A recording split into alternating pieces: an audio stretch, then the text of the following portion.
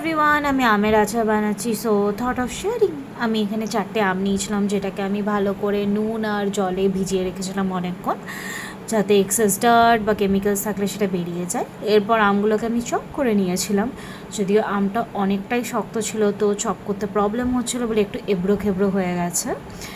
এরপর অনেকটা মতো নুন আর হলুদ দিয়ে আমি মিক্স করে রেখেছিলাম অলমোস্ট লাইক 6 আওয়ার্সের মতন, একটা কাপড় ঢাকা দিয়ে, যাতে এক্সেস ওয়াটারটা বেরিয়ে যায়।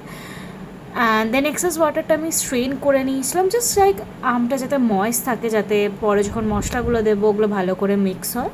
তো মশলার মধ্যে আমি নিয়েছিলাম গোটা ধনে, গোটা জিরে, সর্ষে আর গোটা শুকনো লঙ্কা। ওগুলোকে ভালো করে রোস্ট করে আমি মিক্সিতে গুঁড়ো করে নিই, দিয়ে আমের মধ্যে ভালো করে মিক্স করে নিই তেলটা দেওয়ার আগে।